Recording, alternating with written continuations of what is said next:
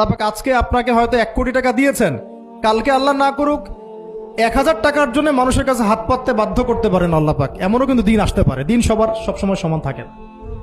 আজকে আপনার কাছে 1 কোটি টাকা আছে, কিছু মনে হচ্ছে না। কালকে কে জানে, আল্লাহ না করুক যে 1000 টাকা কারো কাছে চাইতে হচ্ছে, 1000 টাকার জন্য ঠকে গেছেন, হতে পারে না? তো রিজিককে মানুষ তাজিম না করলে রিজিক দূরে চলে যায়। দুটো বিষয় খেয়াল রাখবেন, দুটো বিষয়। এক হচ্ছে মাঝে মাঝে মনের মধ্যে কিছু আমল করার ইচ্ছা আসে, আসে না?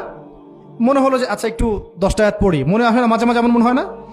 ওই সময় এই যে মনের মধ্যে যে এই ইরাদাটা জাগ্রত হওয়া, এটাকে আমরা বলি ওয়ারিদ।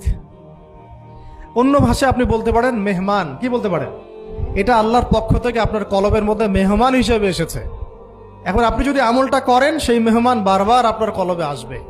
যদি আপনি ওই সময় আমলটা না করেন, মেহমান চলে যাবে, মেহমান অসম্মানিত হলে পরে আর আসবে না। একইভাবে রিজিক আল্লাহ পাক দিয়েছেন, এর তাজিম যদি করতে পারেন রিজিক বেশি আসবে। রিজিকের তাজিম সম্মান করতে না পারলে রিজিক আসবে না, বেশি কমে যাবে। উসমান রাদিয়াল্লাহু আনহু সবচেয়ে ধনী ছিলেন না? কেন জানেন? কেন? এটা কি জানেন কেন ধনী ছিলেন? একে তো তিনি প্রচুর দান সদকা করতেন, এটা তো আপনারা জানেনই।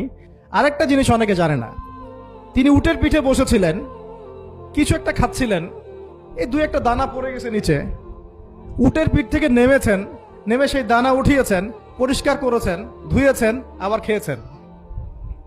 তার এই 2-4টা দানার কোনো কিন্তু মানে পরোয়া না করলেও চলে, তার প্রচুর অর্থ সম্পদ আছে। এত অর্থ সম্পদ যে তাবুক যুদ্ধের দিন 30,000 সেনাবাহিনীর দায়িত্ব নিয়েছেন।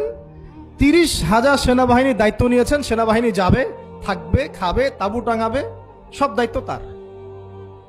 30,000 সেনাবাহিনীর দায়িত্ব নেওয়া কি চারটাখানি কথা? তো এই সাহাবী এই কয়েকটা খাবারের দানা উঠিয়ে খেলেন। নবী সাল্লাল্লাহু আলাইহি ওয়াসাল্লাম বলেছিলেন যে তোমাকে আল্লাহ পাক রিজিক বাড়িয়ে দিবেন না কেন?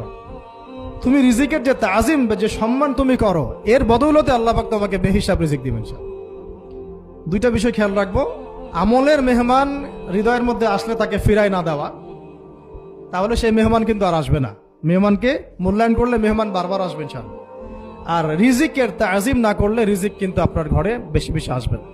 এমনি তো হারামের যুগ, এমনি সুদের যুগ, এমনি ঘুষের যুগ।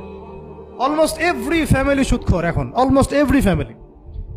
মেয়েরা স্পেশালি যারা শাশুড়ি টাইপের, আপনারা মাইন্ড করেন না, তাদের সাইকোলজি যে এতই নিচে নেমে গেছে এখন যে আমার মেয়ে জাহান্নামে যায় যাক। হ্যাঁ, আমার মেয়ে জাহান্নামে যায় যাক, সমস্যা নাই, দুনিয়াতে সে যেন ভালো থাকে। এটা কেন বললাম?